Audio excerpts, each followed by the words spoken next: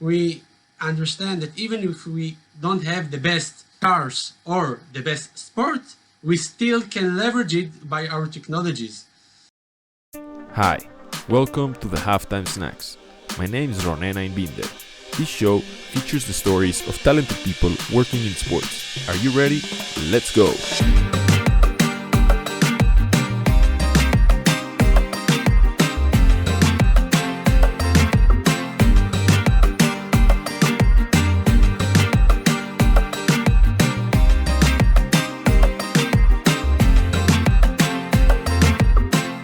Today's Halftime Snack features a lecturer and an entrepreneur from Israel who's promoting the sports tech community through Israeli technologies. He was a basketball player for Hapoel Jerusalem, and he's been a referee of professional leagues, including wheelchair basketball, for the last 11 years. Currently, he's the country manager and head of knowledge at Colosseum Sports Innovation. There, he leads the group's education activities, assists startups in the field, organizes sports events, and delivers education programs to sports executives and professional players. He's also the head of Sports Tech Management Program in Wingate, which is Israel's leading sports institution, and the lecturer of the Sports Entrepreneurship course at Ben-Gurion University. It is an honor and a pleasure to host him on today's Halftime Snacks. Ladies and gentlemen, Tomer Yehudayan. Hello Ronan. Hey man, welcome to the show. Thank you. Happy to be here. It's great to have you on the Halftime Snacks, Tomer, and I want to start off by talking about how you got to where you are. Looking back at your past, what are some of the critical moments that made you realize that there's a huge area of opportunity in sports technology? So I will share with two stories. The first was 2014. I was on the World Cup on Brazil, and I had a ticket for Brazil against Colombia in Fortaleza. And I have a ticket for the bus. There was the shuttles, and we wait for the shuttle, and it was a huge mess. And then many people just start to walk through the stadium, and we walk there.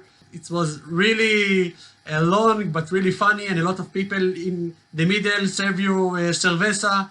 So it was an amazing atmosphere. But when you thought about this mega event and about transportation, you understand there is a pain, and every place that you have a pain, you also have solutions. And the second story was 2 years ago. I officiate, I'm a basketball referee, as you mentioned, and there was less than second on the clock. It was a very tight game. One player shoot a free throw, and player from the same team jump for the rebound, take the rebound, put the basket, and it's supposed to be overtime. So I talked with the other referee. I asked him, do you think he jumped on time before the ball touched the ring or not? And he told me, I don't know. And it's not top division. We don't have the VAR, we don't have the camera. So you just go with your intuition. So the general agenda is go with the attack, and we approve the basket. The same team win on the overtime. And later, when we look on the video, we saw that it was illegal basket. But it's exactly kind of the places when technology can help human to have a better decision. Man, I'm sure that you weren't able to sleep for a few nights after you gave the victory to the wrong team. But I agree with you, man. I think that when it comes to pain also equals an opportunity, and it's great that you're able to see it that way. And I want to know your take about Israel as one of the leading countries in sports technology, in technology itself, on the startup nation, the sports tech nation is also known as. I want to know, what do you think about it? What are the reasons why Israel is one of the leading countries in all of these areas? So there are many variables like why Israel have such a strong high-tech industry. One of them, of course, is that we have luck. When we didn't have water, we found a new technology, how we can take the water from the sea. And we see it in every different sector. Take, for example, the automotive. So in Israel, like 40 years ago, there was one car. It's called the Susita. It was very, very bad car. There was a joke, the camels in the desert will eat the car. And still today, we are one of the strongest country around the automotive. We have Waze, we have Move It, we have Mobileye. And why that? Because we understand that even if we don't have the best cars or the best sport, we still can leverage it by our technologies. And in Israel are really amazing brains and people that came from all over the world, and huge corporation that decided to put their R&D centers here. You can see Intel Sports, you can see Nike, and this only in the sports front, of course, in other sectors. And the reason that the people here are very warm. It's easy here to talk with the CEO and to connect things, and you see the co-working place. I used to work in one of those before the COVID, and things moving so fast. And something in the DNA of the country and the values of the tech world are similar. And that's in tech in general. And in sports tech, until a few years ago, it was one company here and there, but I have an honor to be part of Colosseum, one of the most active sports community, sports group that in the past 3 years promote many activities. And our agenda is the sports tech nation, because the sport in Israel, we have only 9 medals. We had only 2 players in the NBA, we have Danny Avdia, but we want to see more medals. We want to see more players. We want to see better team for the national team. And we really, really believe that through the technology, we can improve our sport and the sport in general. Man, I love that. I want to ask you if you think that the army, since in Israel is mandatory to go to the army when you are 18 years old, do you think that the army is kind of one of the reasons why Israelis have developed a mindset of coming up with solutions, coming up with technology, coming up with things that will fix, as you mentioned, the automotive industry? There's also innovations in agriculture, in security. There's so many things that have come out of that. So I want to know if you think that the army is the reason why Israel can lead in these areas of innovation. Sure. The army generates 2 things, the technologies and brilliant brains. And you see some of the startups in the sports industry that come from army technologies. You can see, for example, a cognitive training application that today soccer can train with kind of a simulator that starts in the army for pilots, and now it's for soccer players, IntelliGym, and you see it in many other places. And yes, the fact that young people, 18, 19, 20 in Israel, are in a way thrown to the deep pool, and then they have a lot of responsibility and very intense 3 years.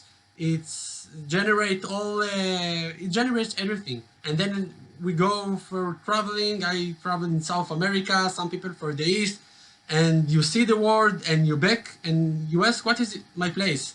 And if the same people that ask what is their place, after they see the misery, the pain, and they have the passion, and you see the people that combine it with sports, because I think that's what unite us, they just go and do it. And they already have the connection. They already know they are capable. We have luck that we really in the country that a lot of possibilities are already here.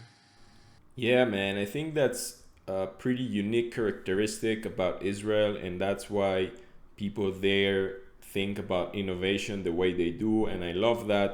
And I want to switch over now a little bit to talk about how you've become this educator of up-and-coming talent in the sports technology space.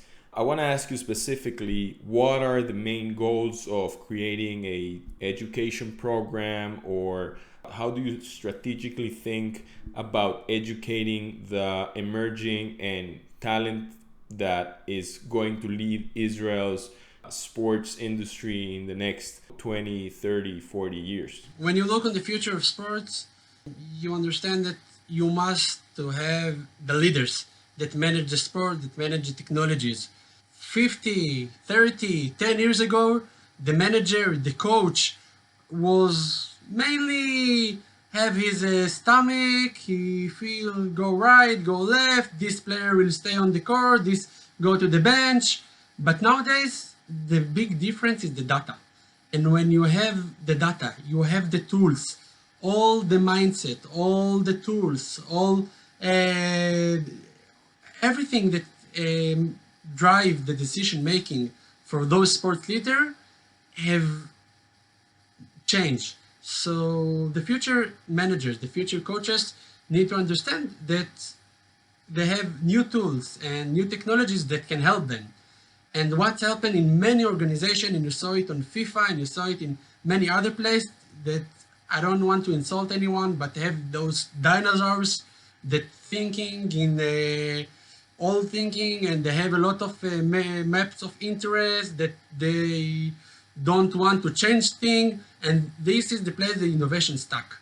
And when you have new generation of managers that speak the language of tech, speak the language of entrepreneurship, there were things happening. And some people thinking, okay, but I'm not Real Madrid, I'm not Barcelona, I not have the price to use this tech. But no, look, for example, on Hapoel Katamon. Hapoel Katamon, I'm from Jerusalem, born and raised, and now it's called Hapoel Jerusalem. Small company from the second division. One of their manager was very open to innovation, and he helped for one entrepreneur to start to put his data company over there. Now it's Zone 7, and they help teams in the state, in the La Liga, to reduce the number of injury through very smart models. So it's not to be the technical guides, it's not to be the engineer, it's to understand the language, to understand the need, what is the challenge, what is the technology give to us, and through that connect those people. Because you speak about the programs. Now we're gonna launch a sports executive program, and we took people, head of innovation from Under Armour and from the IOC, and even a player from Lyon that really have those challenge. And if you do something right in Italy or in Spain, it's always good to share. Always good to know what's happening in other places and how you can create this mutual value. Man, that's awesome. I can hear your passion towards your words. I know you're very passionate about sports and technology, and I love that. And I want to know, how are you guys in Colosseum, which is one of the leading, if not the most important company leading innovation in sports? How are you guys building the future of sports? What is the strategy? What is the mindset? We just try to make it easy. We just want it will be easy for you, and if you are a coach or manager, to find the right technology. We want to help you to implement the technology in your organization. We want to make it easy for you to find the right people that can help you for the project. We want to find to our student, and in general for all the passionate for the sports industry, to find the jobs and to create those jobs for them. And if I break it for like three main verticals of Colosseum, so first of all, we are a community. We have our annual event. 2 months ago, we had more than 2,000 attendees. Lance Armstrong, the head of sponsorship of Coca-Cola, and much more. And we do also small event from the Tel Aviv Marathon, demo days, and much more. We have annual reports, and we want to share the knowledge that people that want to learn more, it will be easy for them, and they don't need to go and check in 10,000 articles. And then we have our three verticals. The first one is the data. We develop Winnerize. It's a data platform that you can find more than 3,000 sports tech startups, and you can find communities, events, and much more. Then we have a consulting, and we do it for the startups and for the organization, and also, of course, connect them. And the third thing, and this is my department, is education. And in the education, as you mentioned before, we did an amazing program with Wingate, 180 hours around sports, tech management, esports, smart stadium, asset development, how to build your own startup. And so that's for the student. We believe that the athlete in the center, and one of the most sad thing about the industry, that after 30, 35, they're just finish the sport career and then they become coaches or something. So we developed this special program for players that they can bring them closer to the tech world, to the media world. We take them to a lot of tours on the startups. We have a part about the financial and about how they can build their own brand. And I'm happy to say that two of the main goalkeepers, and I must say it low, but start to promote project with Intel Sports and about future activity, that how the way that we're gonna watch games in 2 to 3 years and affect by those players that on the field and can help to Intel, and Intel can help them to develop their career. So for us, sometimes it's really clear, but no one did this thing before. So to connect the things, to share the knowledge, to help the people, and in the end to make those to create this value that we hope we also in the national level will help Israel, and it will take 50 to 100 years, but maybe to be a sports nation without the tech in the middle. That sounds really ambitious, and I hope that we'll see that in our lifetime. I want to ask you, what is the segment of sports technology that you are most excited about and that you're most interested in? What do you look forward for the most? So, of course, everything to take the human being and to see how you can create this super ultra human being is super interesting. But now, as we know, after the COVID, most of the sports, like the athlete development company, like telling me, look, no one care about us. People only care about the fans. People only care about the money, and the professional sides for this time it's a bit more problematic. But I just had a really interesting conversation with a friend of mine that helping for the esports national team in Israel to improve their to improve all the data and all the process. And now even Garmin have a new watch for gamers. So I think everything regarding to the brain, and now we hack the brain for the sports, is the area there is a lot to learn and to understand. That's awesome, man. I'm also looking forward for that. And since we're running out of time, I want to ask you a more personal question, and that is, who is one person you admire in the sports technology space and why?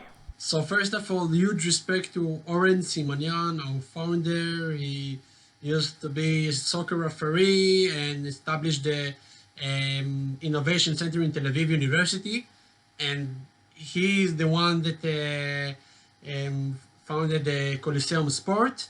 But if I look on one specific person here in Israel, I think one of the brilliant mind is Miki Tamir. Miki Tamir is the co-founder of Pixelot, Trek 160, TVT, and other companies.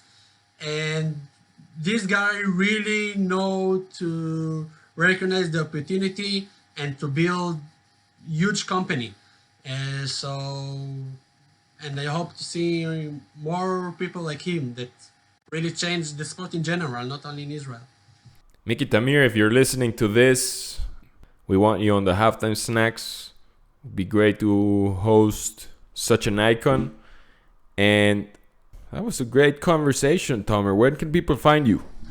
You can find us on LinkedIn, Colosseum Sport. I have also Facebook group, Sports Tech Lovers. It's mostly in Hebrew right now, but of course in general, and we have all from Instagram to Twitter. I really recommend that you check around the Sports Executive Program. It's gonna be soon, and it's for Sport Executive. A great place to know people and also understand the industry. Awesome, man. I think that's a great place to wrap today's conversation. I recommend you guys check out the Sports Executive Program and that you connect with Tomer. He's a great guy. I want to thank you, Tomer, so much for your time and your insights on sports technology, the Israeli market, Israeli technology, and Colosseum in general. It was great to host you, and I hope that we can meet up soon in real life. But for now, thank you so much for coming to the Halftime Snacks.